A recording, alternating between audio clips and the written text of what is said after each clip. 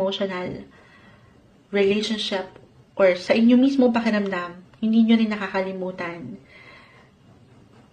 I-recognize nyo din yung kayo. Okay? Yes, okay.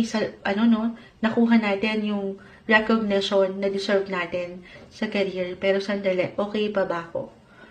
I-balance ko ba yung ilang sektor ng relasyon sa akin or yung ako? Okay? So, prioritize yourself then. Take care of yourself.